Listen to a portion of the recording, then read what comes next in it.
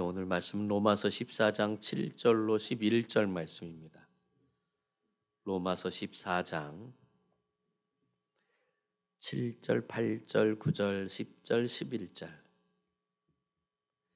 5절의 말씀. 제가 가지고 있는 성경 신약 259면 되겠네요. 신약 259면 로마서 14장 7절로 11절 말씀 우리 같이 읽습니다. 우리 중에 누구든지 자기를 위하여 사는 자가 없고 자기를 위하여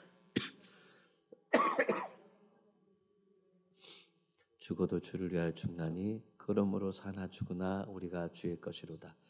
이를 위하여 그리스도께서 죽었다가 다시 살아나셨으니 곧 죽은 자와 산 자의 주가 되려 하심이라. 내가 어찌하여 내 형제를 비판하느냐? 어찌하여 내 형제를 업신여기느냐? 우리가 다 하나님의 심판대 앞에 서리라. 기록되었으되 주께서 이르시되 내가 살아노니 모든 무릎이 내게 꿇을 것이요 모든 혀가 하나님께 자백하리라 하였느니라. 아멘. 모든 일에는 때가 있습니다. 심을 때가 있고 거둘 때가 있습니다. 금년 한 해를 지나면서 우리가 이제 새해 진짜 내일 딱 하루밖에 남지 않았네요. 그래서 주님께서 2018년 마지막 주일에 저희들한테 하시는 말씀이 있습니다. 네 자신을 위하여 하늘의 보물을 많이 쌓아두라. 네 자신을 위하여 하늘의 보물을 많이 쌓아두래요.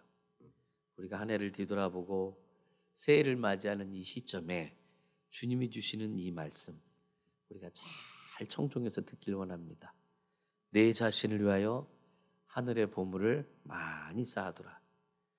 우리가 천국에 가면 우리가 이 땅에서의 쌓아둔 보물을 가지고 계산해서 하늘나라에서 영광을 누리게 하신대요. 그게 성경에 기록되어 있는 약속의 말씀입니다. 그래서 내가 이 땅에서 뭘 심었느냐? 그러니까 이 땅에서 우리가 심은 게 없으면 우리가 천국에 가서 거둘 게 없는 거예요.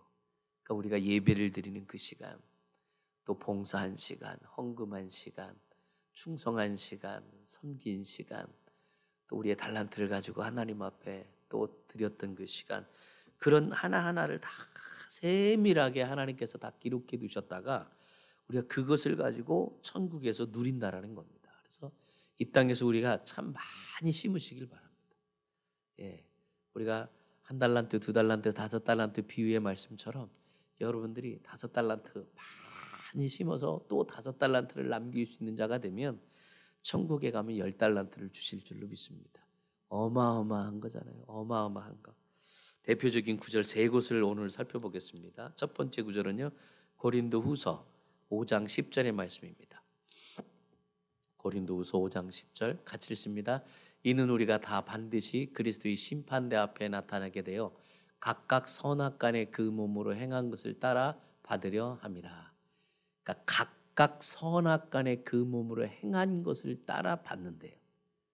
그러니까 우리가 선도 행하고 악도 행하는데 우리가 행한 것 가지고 다 그러니까 뭐 남편 믿음 가지고 부모님 믿음 가지고 하는 게 아니라 각각이라고 그랬어요. 여기가 각각 선악간에 그 몸으로 행한 것을 따라 받으려 합니다. 여기 보면 우리라고 그랬어요. 이 우리라는 것은 예수를 믿는 자녀들을 얘기합니다. 그러니까 예수 안 믿는 사람은 이 우리 안에 아예 들어가지도 못해요.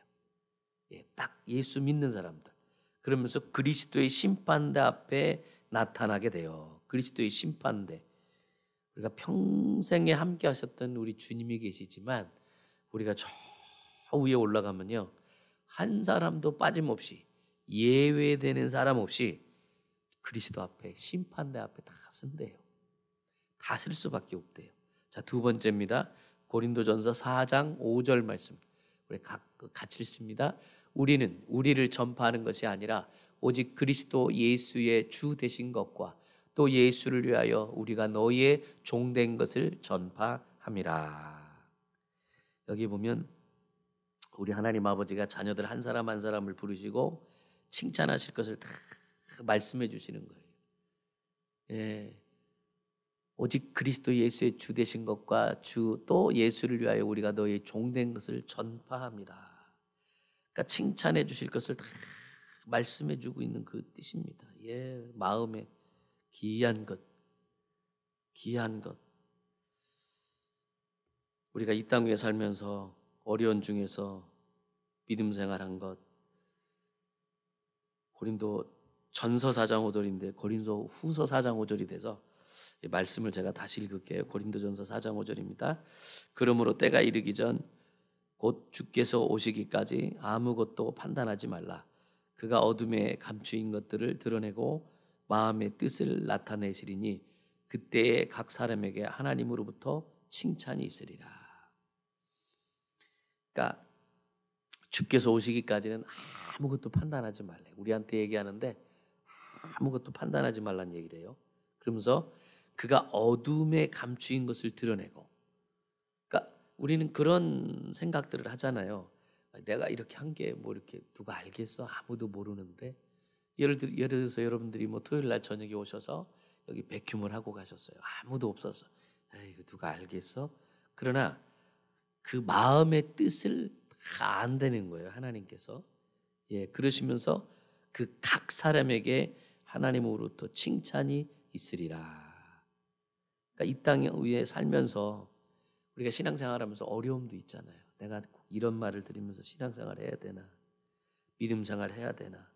근데 저 하늘에 올라가면 예수님께서 낱낱이 다 칭찬해 주신다는 거예요. 하늘나라에 올라가면 참 많이 수고했다. 어려운 중에도 참 많이 네가 수고했다. 남들이 보지 않는데 네가 그렇게 수고하고 애쓴 것 참 많이 수고했다. 다 칭찬해 주신다는 겁니다. 낱낱이 칭찬해 준다는 거예요. 근데 그 칭찬해 주는 그 상황이에요. 그 칭찬이 필링과 같이 탁 지나간대요. 제가 또 여러분들한테 몇 번 말씀드렸지만 제 LA에서 사고가 나가지고 그 비가 별로 오지도 않았는데 빗길이 미끄러져가지고 차가 떨어지는데 필름처럼 제 인생이 촤르륵 하고 딱 나오더라고요. 그거 밑에 떨어지는데 뭐 제가 볼 때는 뭐 기껏 해봐야 한 15초, 20초. 근데 제 인생이 촤르륵 필름이 보이더라고요. 이 천국에 가면 이렇겠구나. 네가 잘한 것, 네가 하나님 앞에 충성한 것, 헌신한 것, 다 그렇게 보게 될 것이구나. 근데 그날이 분명히 온대요. 분명히 온대요. 근데 하나님으로부터 칭찬이 있으리니. 여러분들이 참 힘들고 어려운 가운데도 참 남들이 칭찬해 주시지 않아도 여러분들이 행한 것 하나님이 칭찬해 주신다는 겁니다. 마지막 세 번째 요한계시록 22장 12절입니다. 같이 읽습니다. 요한계시록 22장 12절. 보라, 내가 속히 오리니 내가 줄 상이 내게 있어 각 사람에게 그가 행한 대로 갚아주리라. 이 칭찬만 하는 게 아니라 상을 주신대요. 그러니까 칭찬만 하면 아무것도 없잖아요, 우리한테. 근데 천국에 올라가면 하나님께서 영광의 상을 주신대요. 이 고린도전서 15장에도 가보니까요, 하늘의 빛을 보면 태양의 빛, 달의 빛, 별의 빛이 각각 다 다르다고 기록이 되어 있으면서 빛은 빛인데 크기가 다르다. 별의 빛도 별마다 크기가 다 다르다. 그러니까 우리가 하늘나라에 올라가면 하나님 앞에 충성하고 헌신한 분들 그 칭찬과 영광이 다 다르다라는 거예요.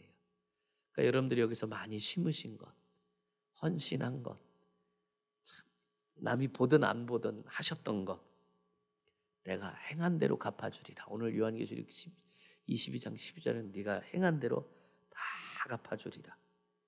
그리고 이 땅에서 살 때 또 하나님 아버지를 섬기느라고 수고한 것, 또 오해받았던 것, 별 이야기 다 들었던 것, 막 서러움 받았던 것, 하나님 복음 전하다 보면 참 별 이야기 많이 듣잖아요. 우리가 예수 믿기 때문에 세상 사람들처럼 한판 붙어도 되는데 그냥 꼭 참아야 될 때가 있고, 저도 그래요. 참 이 말 하면 내가 막 시원할 것 같은데 이 말 해서 뭐 할까? 막 근데 그냥 속은 부글부글 끓죠. 부글부글 끓는데 참 우리가 신앙생활하면서 그럴 때가 참 많아요. 자존심 밟을 때도 많고. 근데 그것을 낱낱이 다 칭찬해 주신대, 하나님이. 네가 그렇게 한 거 다 칭찬해 준대요. 근데 칭찬해서 끝나는 게 아니라 그러면서도 끝까지 신앙생활 잘하는 분들에게 상을 주신다는 거예요. 상. 우리가 2018년도 한 해 올해 정리하면서도 여기까지 오는 것도 참 하나님께서 상 주실 줄로 믿습니다. 우리가 참 주일날 지킨다는 게 왜 이렇게 힘들고 어려운지, 주일날 하나님께 감사한다는 게 왜 이렇게 힘들고 어려운지 참 쉽지 않다는 걸 알아요. 이 성경에 보면 심는 대로 거둔다라는 말씀이 있어요. 여러분들이 큰 것을 심었든지 작은 걸 심었든지 눈에 보이게 봉사를 했든지 눈에 띄지 않게 봉사를 했든지 우리 하나님 아버지만은 낱낱이 다 아신대요. 다 아신대요. 그래서 우리 아버지께서 다 칭찬해 주신다고 그래요. 그러면서 금년 한 해를 지나면서 믿음 생활 잘 못한 것 같지만 나를 사랑하시는 아버지가 보실 때는 칭찬할 것이 있다고 얘기해요. 우리가 볼 때는 아유 나는 부족하고 나는 별로 잘한 것도 없고 하나님 나 승질 들어온 거 아시잖아요. 아유 내가 진짜 그냥 교회 앉으면서도 딴 생각한 거 주님 아시죠? 주님 다 아시죠? 다 아심에도 불구하고 하나님 눈에는 귀하게 보인다는 거. 그래도 너 예배실에 와서 앉아 있었잖아.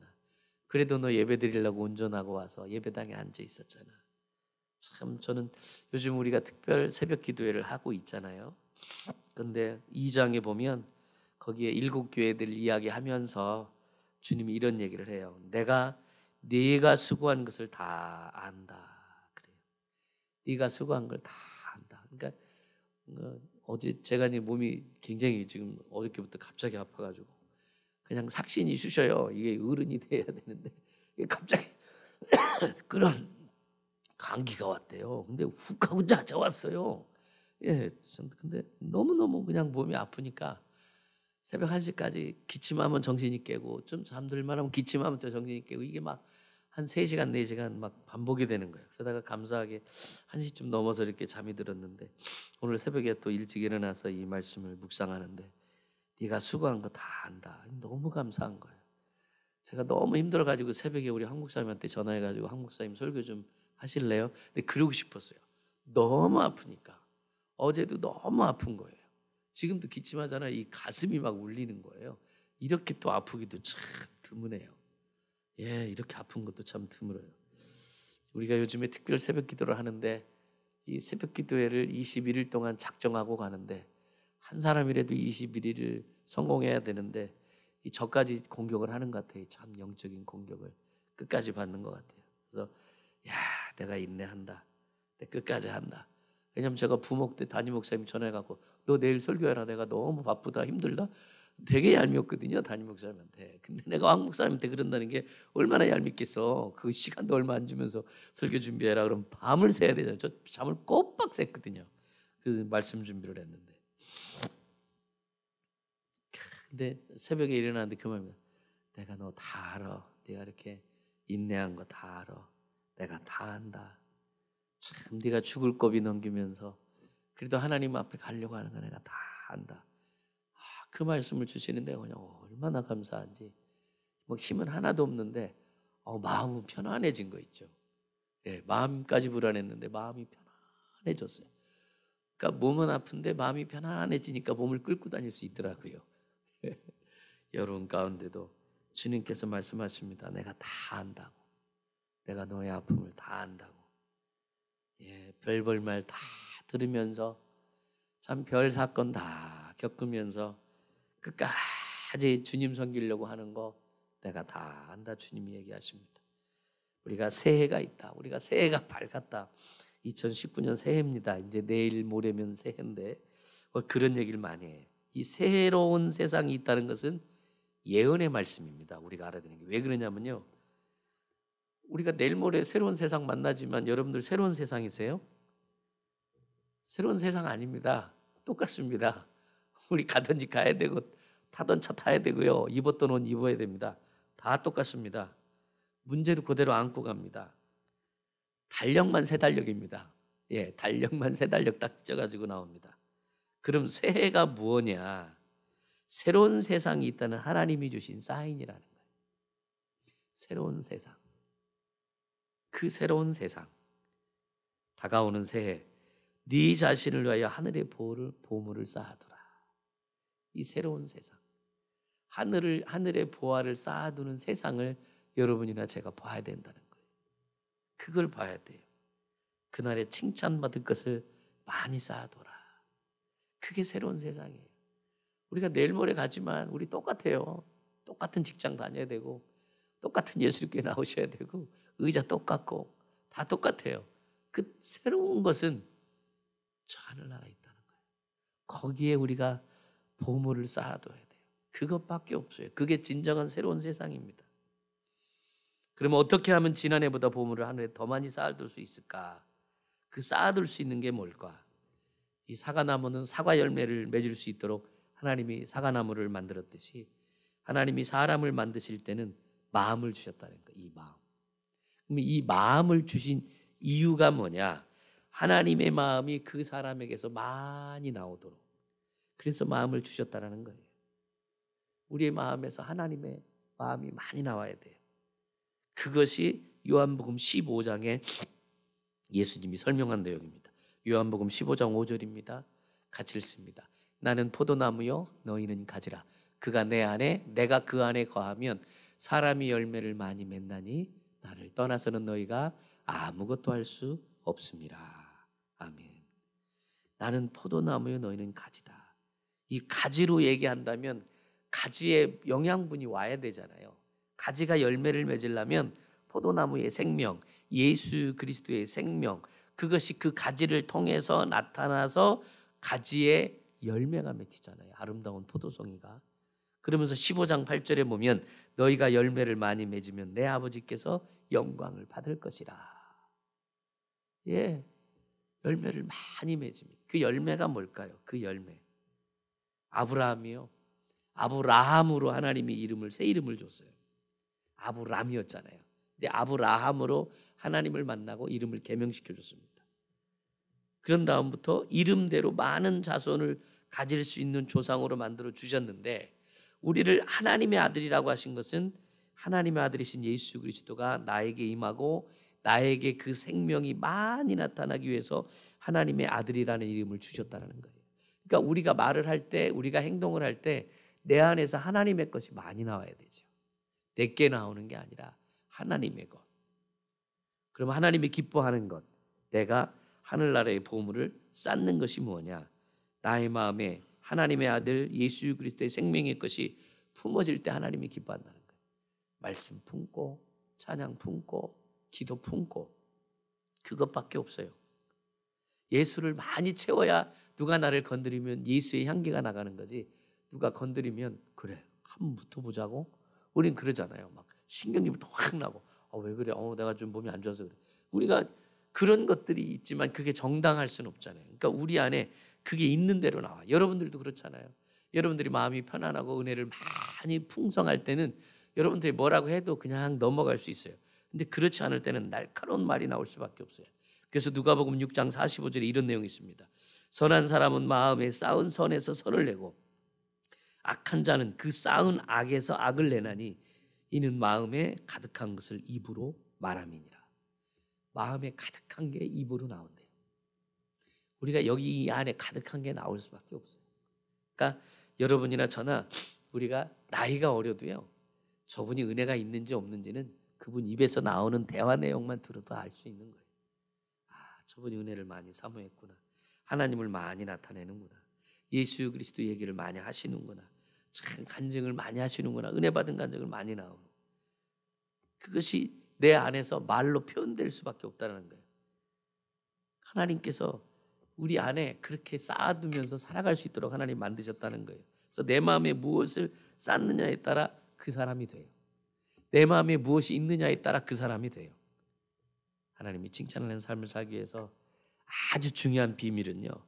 하나님의 것을 마음에 많이 담아두는 것. 말씀을 많이 담아두는 것. 찬양을 많이 담아두는 것. 기도를 많이 담아두는 것. 근데 우리는 그것보다도 막 걱정, 근심, 염려, 아이고 내일은 또 어떻게 살지? 막 그런 것들을 우리가 채워지니까 항상 쪼들리는 것 같아요. 쪼들려요. 하나님이 기뻐하는 것을 나타나기 위해서는 반드시 우리 마음에 하나님의 것을 채워야 된대요.